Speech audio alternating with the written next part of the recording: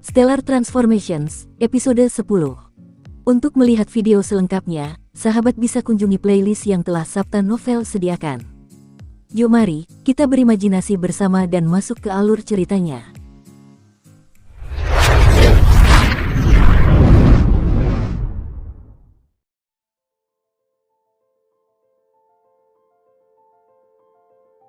Malam itu, Qin Yu duduk dengan menyilangkan kaki di kamarnya.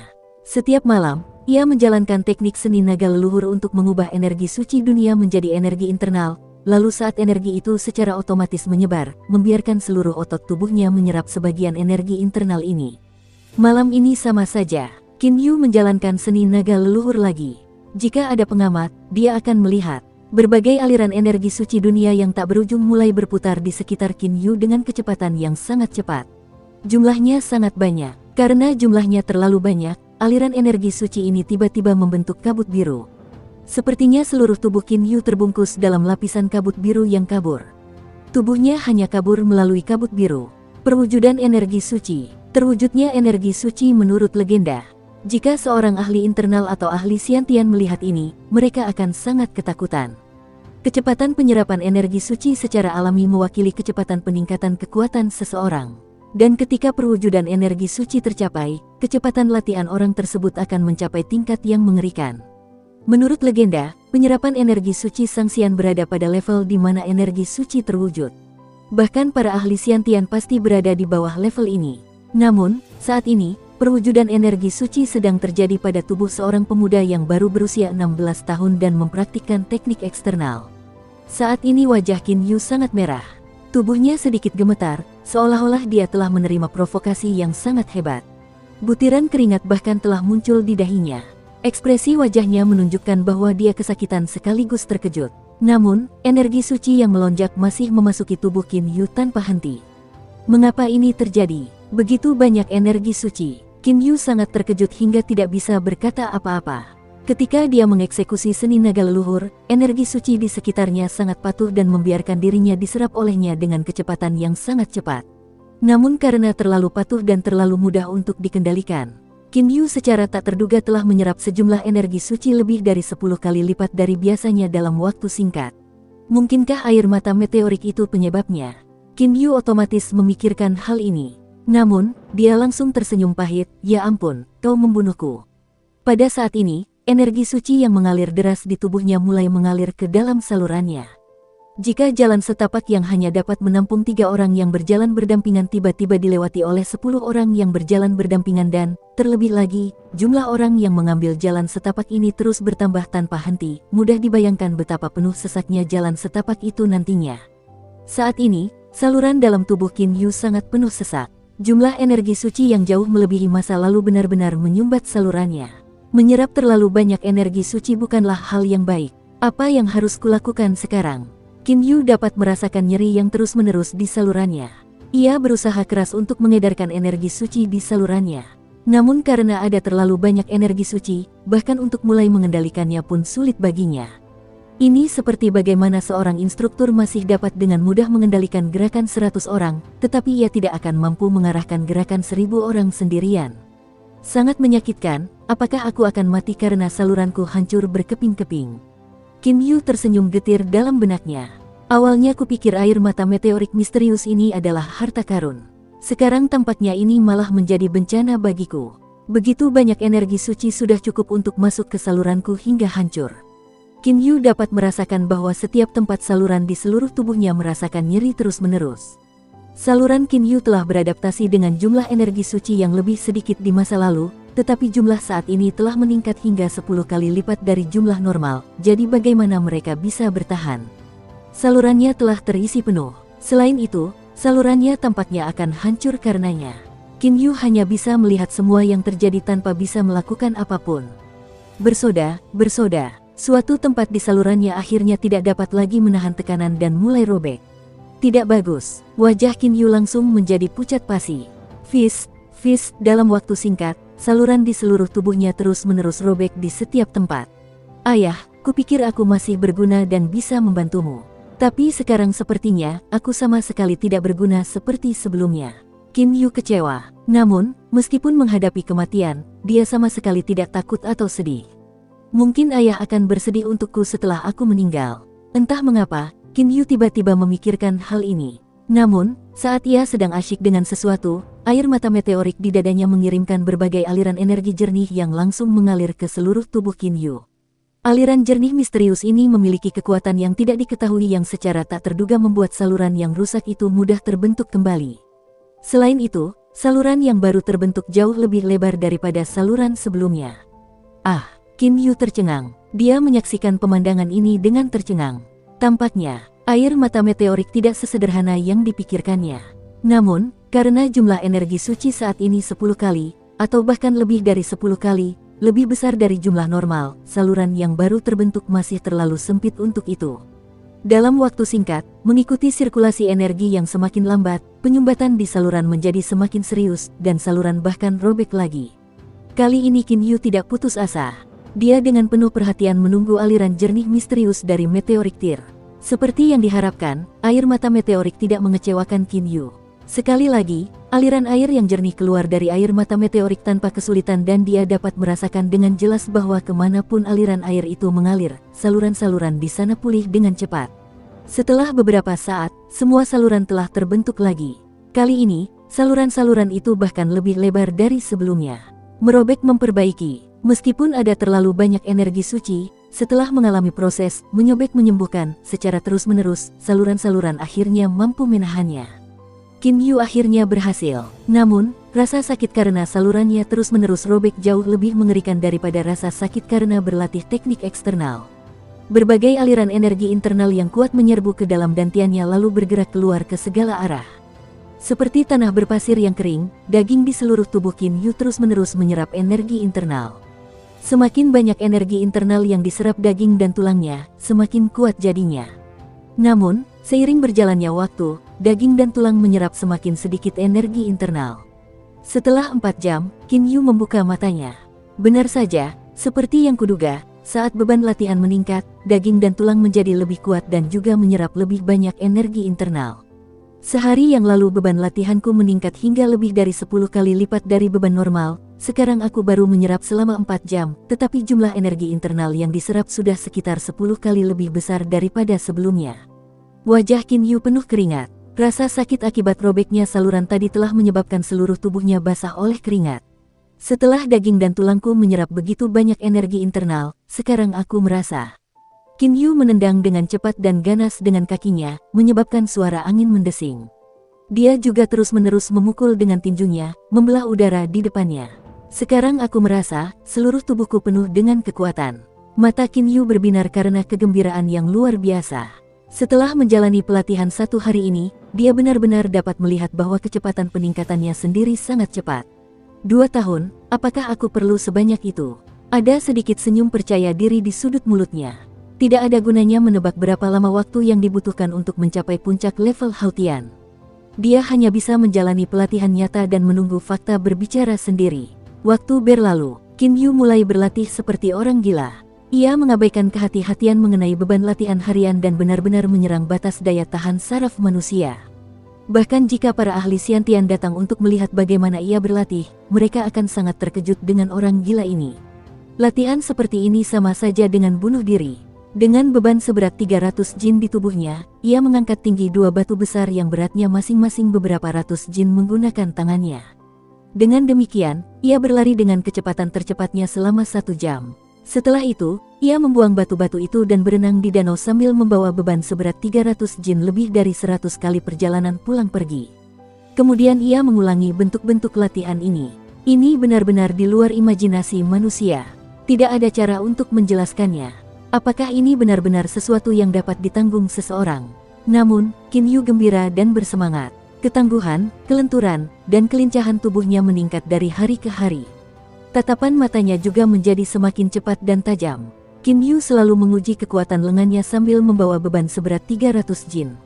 Dari mengangkat beban seberat 300 jin dengan 1 tangan, beban yang dapat diangkatnya dengan 1 tangan terus meningkat hingga 400 jin, 450 jin, 500 jin, 550 jin, 600 jin, 700 jin.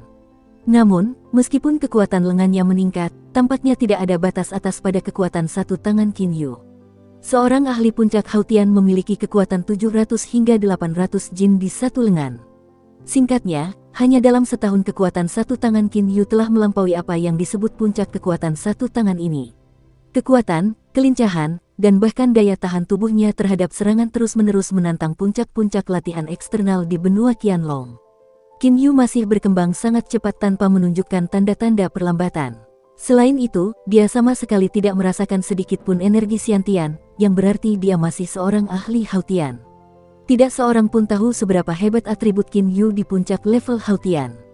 Kesimpulannya, pencapaian Qin Yu saat ini tidak dapat diprediksi menggunakan akal sehat. Keajaiban latihan eksternal sedang diprakarsai olehnya. Gunung Donglan tingginya 3.000 meter. Gunung setinggi itu secara alami ditumbuhi hutan lebat. Bahkan ada binatang buas yang bersembunyi di kedalaman hutan di gunung tersebut.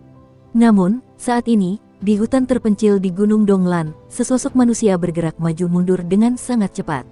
Ia lincah seperti macan kumbang dan cekatan seperti monyet. Dalam sekejap ia bahkan melompat beberapa puluh meter ke cabang pohon lalu dengan mudah melompat dari cabang pohon ini ke cabang pohon lainnya. Hal yang paling luar biasa adalah meskipun pria ini bergerak sangat cepat, ia tidak menimbulkan suara angin sama sekali. Siluet itu tiba-tiba menukik turun dari ketinggian beberapa puluh meter bagaikan kilat. Dengan cipratan air yang dahsyat, ia masuk ke dalam danau kecil di kedalaman hutan. Danau yang bening dan indah itu, seakan terbuat dari batu giok, langsung beriak. Danau kecil yang tak bernama ini sangat bening dan bahkan bebatuan bulat di dasarnya pun terlihat jelas. Rasanya sangat nikmat. Qin Yu tiba-tiba muncul dari dasar air. Ia menggelengkan kepalanya secara spontan, menyebarkan cipratan air kemana-mana. Qin Yu telah menderita meteorik tir selama 1,5 tahun. Setengah tahun yang lalu, kekuatannya mencapai level Mendong, seorang pria yang terlahir dengan kekuatan fisik yang hebat. Kelincahannya bahkan lebih tak tertandingi. Dan karena senjata biasa tidak dapat lagi melukainya sedikit pun, jelaslah betapa hebatnya fleksibilitas dan ketangguhannya. Meskipun Qin Yu tidak mengenakan sarung tangan, jari-jarinya masih dapat memecah batu biru menjadi beberapa bagian dengan mudah. Selain itu, kulit jarinya tidak mengeras sedikit pun. Ini sama sekali tidak sesuai dengan teori Zhao Yunxing. Bagaimana jari-jari seseorang dapat tetap sensitif dan menjadi sangat kuat pada saat yang bersamaan? Secara teori, karena Qin Yu telah mencapai tingkat Zhao Yunxing atau bahkan melampauinya, ia seharusnya telah mencapai apa yang disebut puncak tingkat Hautian.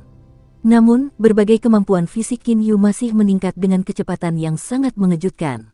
Merasa bahwa kemajuannya terlalu mengerikan, dia langsung pergi ke kedalaman hutan untuk berlatih agar orang-orang di villa tidak membicarakannya. Di kedalaman hutan, batu-batu besar terlihat di mana-mana. Selain itu, berlatih di sini bahkan lebih bermanfaat bagi keterampilan manuver tubuh tarian cahaya bulan 7 bintang utara miliknya. Lagi pula, pada dasarnya tidak ada jalan di kedalaman hutan, hanya berbagai macam rintangan. Kondisi seperti ini sangat berguna untuk melatih keterampilan manuver tubuh. Hanya dalam waktu 1,5 tahun, kekuatan satu tanganku telah mencapai 1000 jin.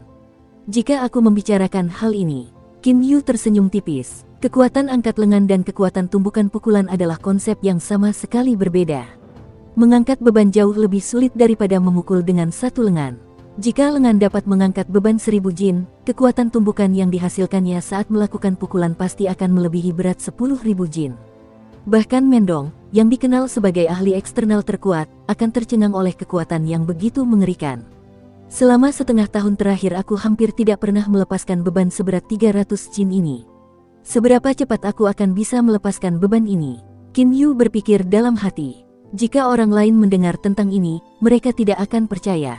Baru saja di hutan, Qin Yu bergerak maju mundur dengan sangat cepat. Kecepatannya bahkan lebih cepat daripada para ahli luar biasa. Namun, ini hanyalah kecepatannya saat membawa beban seberat 300 jin. Bang! Setelah beberapa kali terdengar suara keras, pelindung lengan dan kaki besi hitam serta kaos dalam emas hitam telah disingkirkan ke satu sisi. Haha, ayo kita coba sekarang. Qin Yu tiba-tiba melesat ke langit seperti anak panah yang lepas dari busurnya. Ia melompat keluar dari air secara langsung lalu membuat gerakan berayun dengan tubuhnya secara santai di udara. Tanpa diduga, ia pun berhenti.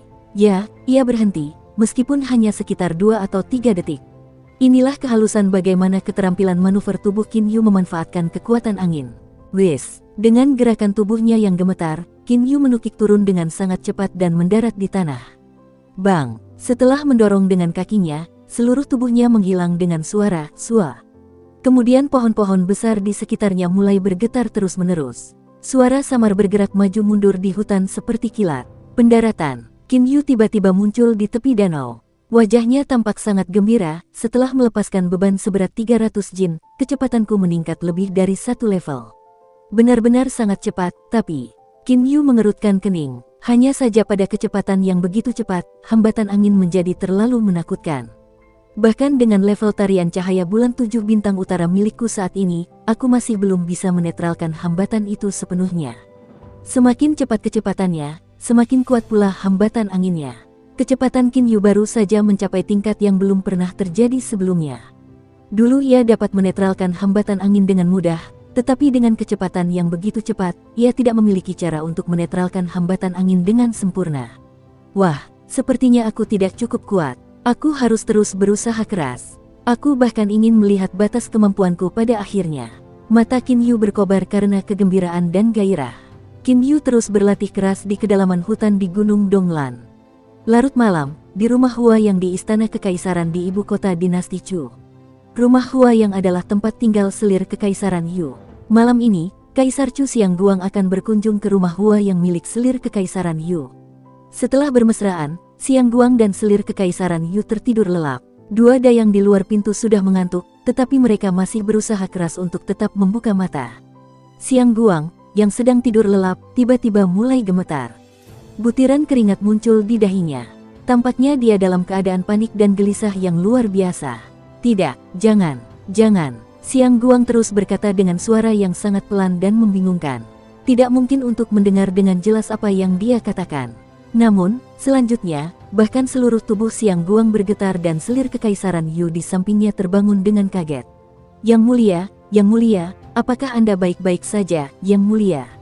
Melihat wajah Xiangguang yang sangat merah, selir Kekaisaran Yu tidak dapat menahan rasa paniknya.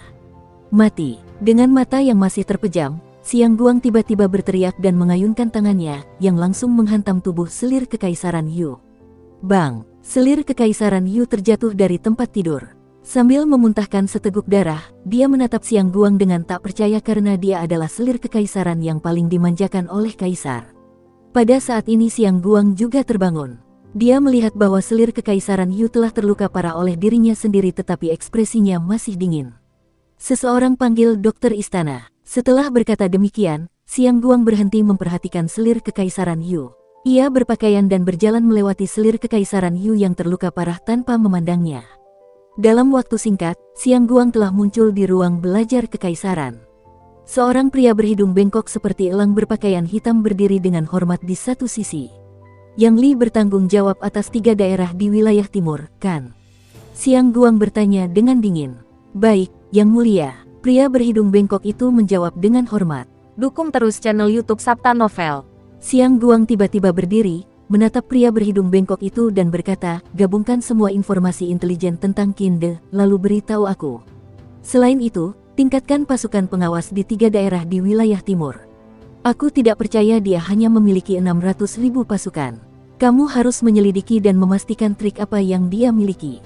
Yang Li hanya menemukan sedikit informasi setelah bertahun-tahun. Dia benar-benar tidak berguna. Mulai sekarang, biarkan Zhen Su yang bertanggung jawab atas seluruh dinas rahasia di 3 daerah di wilayah timur. Pindahkan Yang Li kembali. Ya, pria berhidung bengkok itu berlutut dan berkata, kau boleh pergi. Xiangguang mengusirnya dengan lambaian lengan bajunya.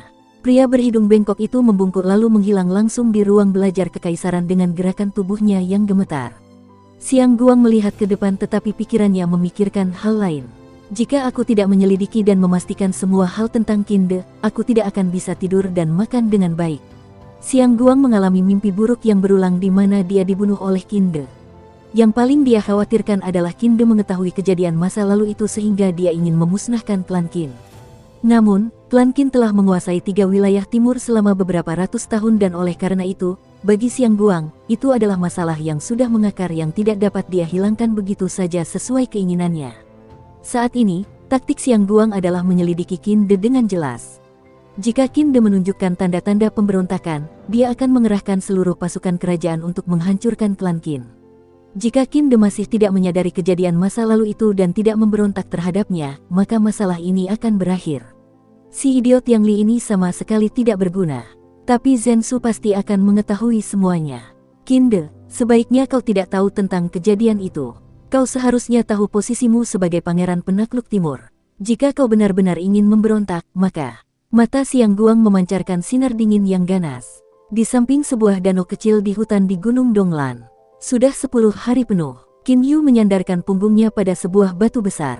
Sambil memegang sehelai rumput di mulutnya, dia menatap danau di depannya dengan ekspresi tak berdaya di wajahnya. Qin Yu kini berusia 18 tahun. Selama 10 tahun penuh dari usia 8 hingga usia 18 tahun, tubuhnya terus membaik dan bertransformasi. Setelah memperoleh meteorik tir, ia membaik dengan sangat cepat, seperti meteor yang melompat di langit. Namun, beberapa waktu lalu Qin Yu menyadari bahwa kemajuannya mulai melambat. Dan selama 10 hari terakhir, ia jarang melihat adanya kemajuan. Sepertinya, akhirnya aku mencapai puncak level Hautianku. Qin Yu tiba-tiba tertawa terbahak-bahak. Pada puncak level Hautian, orang lain memiliki kekuatan 700 hingga 800 jin dengan satu lengan. Sekarang, dengan beban 300 jin di tubuhku, aku masih bisa mengangkat benda seberat 1400 jin dengan satu lengan. Jika aku melepaskan beban, mungkin aku bisa mengangkat bahkan 1500 jin. Kelincahan. Dibandingkan dengan kekuatannya, kelincahannya bahkan berada pada level yang lebih tinggi. Mengandalkan keterampilan manuver tubuh yang ia ciptakan sendiri, ia bahkan dapat menetralkan hambatan angin dengan kecepatan tercepatnya. Jika Qin Yu bergerak dengan seluruh kekuatannya, seluruh tubuhnya akan menjadi kabur. Mereka yang kekuatannya tidak memadai bahkan tidak akan dapat melihat siluetnya. Kekuatan, kelincahan, kepekaan, daya tahan tubuh, Qin Yu telah mencapai tingkat yang tidak manusiawi dalam setiap aspek. Dari segi kekuatan saja, bahkan ahli Xiantian jauh lebih rendah darinya. Namun, jika ahli Xiantian menggunakan energi internal Xiantian dalam tubuh mereka, akan sulit bagi Qin Yu untuk mengalahkan mereka. Mereka yang memiliki energi Xiantian adalah ahli Xiantian. Terlepas dari segalanya, mereka termasuk dalam level Xiantian. Xiantian dan Hautian pada dasarnya berbeda. Setelah menembus puncak level Hautian, aku seharusnya berada di level Xiantian. Namun, aku berlatih teknik eksternal. Apa yang harus dilakukan praktisi eksternal untuk mencapai level Xiantian? Bisik Qin Yu. Untuk saat ini, dia tidak dapat menemukan solusi apapun. Lagi pula, tidak ada seorang pun yang pernah mencapai level Xiantian melalui latihan tubuh. Tiba-tiba terdengar suara teriakan elang yang menggema. Kemudian suara desiran tajam dari hembusan angin yang datang mencapai Qin Yu. Seekor elang hitam besar turun dari langit dan mendarat di sampingnya. Kau sudah datang, Xiao Hei. Kali ini kau pergi keluar tanpa diduga selama 3 hari penuh. Bocah, aku bahkan mengira kau sudah melupakanku. Qin Yu membelai mahkota elang hitam dengan nyaman dan berkata, hanya dia yang bisa membelai mahkota elang hitam. Orang lain tidak bisa menyentuhnya. Elang hitam itu bahkan lebih besar satu ukuran dari 2 tahun lalu. Tingginya bisa mencapai 2 meter hanya dengan berdiri. Begitu ia melebarkan sayapnya, Qin Yu bahkan bisa membalikkan tubuhnya sambil berbaring di punggung elang hitam itu. Mahkota itu dulunya berwarna emas murni, tetapi sekarang ada sedikit warna merah di dalamnya, yang membuatnya tampak seperti api. Elang hitam itu menatap Qin Yu dengan kesal dan bahkan mengepakkan sayapnya dengan tergesa-gesa. Begitu Qin Yu melihat ini, dia tertawa. Dia dan elang hitam itu telah bersama selama bertahun-tahun sehingga dia benar-benar dapat memahami arti dari setiap ekspresi di mata elang hitam itu. Baiklah, kau tidak melupakanku. Aku salah paham padamu, oke, kata Qin Yu sambil tertawa. Baru sekarang elang hitam itu menganggukkan kepalanya. Qin Yu tidak dapat menahan tawanya. Xiao Hei, ayo, aku sudah lama tidak bertarung denganmu. Ayo kita bertanding. Seperti yang dikatakan Qin Yu, tubuhnya langsung menyerang elang hitam itu. Dia mengubah tangannya menjadi cakar dan mencengkeram elang itu. Elang hitam itu menggelengkan kepalanya yang besar seolah-olah sedang dalam suasana hati yang gembira. Dengan lambaian sayapnya, ia dengan mudah menangkis serangan Qin Yu. Ketika cakar elang Qin Yu menghantam sayap elang hitam itu, tiba-tiba terdengar suara yang terdengar seolah-olah baru saja mengenai baja. Jari-jari Qin Yu bahkan lebih kuat daripada Raja Cakar Elang itu, tetapi kekuatan serangan jarinya tidak dapat melukai elang hitam itu. Bulu hitammu bahkan sudah sebanding dengan besi hitam. Qin Yu mundur selangkah, melihat bahwa kekuatan serangan jarinya yang kuat hanya dapat meninggalkan bekas pada beberapa bulu terluar, dia tidak dapat menahan perasaan tidak berdaya. Bulu elang hitam itu hitam berkilau dan sangat tajam. Sayapnya ditutupi lapisan bulu yang tebal, tetapi kekuatan serangan jari Qin Yu bahkan tidak dapat mematahkan sebagian kecil bulu itu. Oleh karena itu dapat dibayangkan betapa mengerikannya pertahanan elang hitam itu. Elang hitam menggelengkan kepalanya dengan bangga sambil mengepakkan sayapnya secara tidak teratur. Jangan sombong, sepertinya aku harus menggunakan jurus ini. Qin Yu cepat-cepat melepaskan pelindung lengan dan kaki besi hitamnya serta kaos dalam emas hitamnya. Ia langsung merasa ringan seolah seluruh tubuhnya adalah bulu angsa. Pertahanan elang hitam sangat kuat tetapi serangannya bahkan lebih mengejutkan. Kedua cakar itu bahkan dapat menghancurkan besi hitam menjadi berkeping-keping dengan mudah. Cakar itu jelas sebanding dengan senjata kelas Xian yang sangat bagus. Namun, pertahanan tubuh Qin Yu sulit menahan bahkan senjata besi hitam, belum lagi cakar elang hitam. Haha, apakah kamu siap untuk dicabut? Seluruh tubuh Qin Yu mulai bergerak cepat. Ya, satu-satunya solusinya, gunakan kecepatan. Kecepatan elang hitam di udara sangat cepat. Kelincahannya di darat juga cukup bagus. Namun, dibandingkan dengan Qin Yu yang memiliki kelincahan luar biasa, kecepatannya masih sedikit lebih lambat. Namun, setelah melepaskan beban seberat 300 jin, Qin Yu menjadi lebih cepat daripada elang hitam.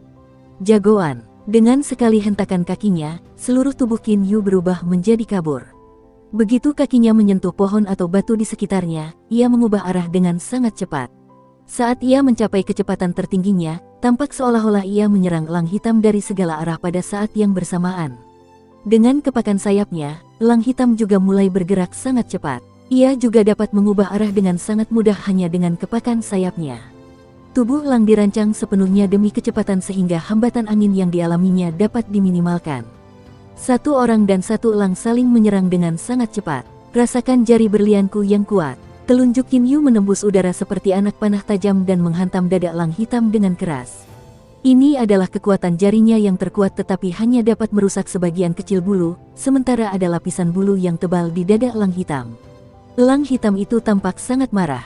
Tanpa diduga, ia menggandakan kecepatannya. Dalam sekejap, hanya berbagai keburaman yang terlihat di lokasi pertarungan. Wah! Apa kau sudah gila? Teriak Qin Yu dengan keras. Kecepatannya juga sudah mencapai batasnya. Dengan menggunakan tarian cahaya bulan 7 bintang utara, dia tampak seperti seorang penari di bawah sinar bulan. Dia dengan mudah bergerak sangat cepat di samping elang hitam sambil menyerangnya tanpa henti dengan tangannya. Meskipun kecepatan elang hitam itu cepat, setiap serangan yang dilakukannya dapat diketahui dengan sangat cepat oleh Qin Yu.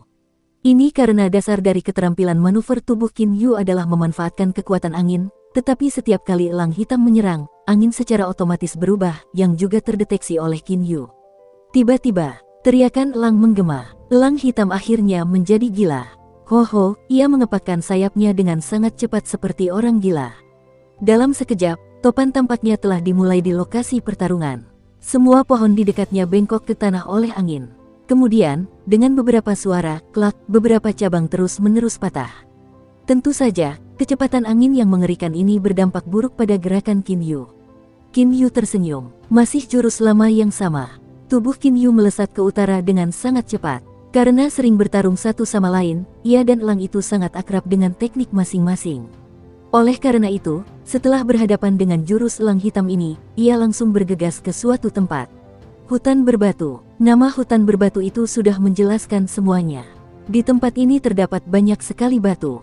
Akan tetapi, karena tempat ini telah mengalami beberapa kali pertarungan hebat antara Qin Yu dan elang hitam, semua batu yang lebih kecil telah tertiup angin atau pecah berkeping-keping. Sekarang hanya ada beberapa batu besar yang beratnya beberapa ribu jin yang tersisa. Di hutan berbatu, Qin Yu berjalan mondar-mandir di hutan berbatu dengan mudah. Elang hitam mengejarnya seperti petir hitam. Dari segi kecepatan saja, elang itu sebenarnya hanya sedikit lebih rendah dari Qin Yu. Namun, ia jauh kurang peka daripada Qin Yu. Qin Yu dapat dengan mudah mengubah arah saat bergerak. Bahkan jika ia berlari ke arah timur dengan sangat cepat, ia dapat berbelok ke arah barat dalam sekejap. Bang, bang, bang, bang, bang. Qin Yu terus-menerus menyerang elang hitam dengan berbagai bentuk serangan tangan termasuk tangan pisau, tinju, dan tangan tombak sementara elang menyerangnya menggunakan kombinasi paruh dan sayapnya. Namun, cakar tajam itu tidak digunakan untuk menyerang karena, bagaimanapun juga, hanya dengan terbang ia dapat menyerang Qin Yu dengan cakarnya. Namun jika ia terbang, Qin Yu tidak akan dapat melakukan apapun selain diserang secara pasif karena ia tidak dapat terbang, dan pertarungan akan menjadi membosankan. Bang! Elang hitam itu mengepakkan sayapnya. Setelah Qin Yu menghindari sayap itu, sayapnya menghantam batu besar di satu sisi. Karena kekerasan sayap elang itu sangat hebat, sayap itu benar-benar menghancurkan batu besar itu. Qin Yu tiba-tiba melancarkan serangan telapak tangan ke leher elang tersebut, tetapi elang tersebut melesat pergi dengan gerakan sayapnya. Serangan telapak tangan Qin Yu yang kuat kemudian menghantam sebuah batu besar dengan keras. Tentu saja, batu besar tersebut hancur berkeping-keping oleh serangan telapak tangan ini karena, baik dari segi kekuatan maupun ketangguhan, serangan telapak tangan Qin Yu bahkan lebih hebat daripada ahli telapak pasir besi di antara 8 ahli luar biasa pada saat itu. Seorang pria dan seekor elang terus berkelahi dengan cara ini. Sungguh malang bagi seluruh hutan berbatu karena mereka meledakkan berbagai batu besar kemanapun mereka pergi.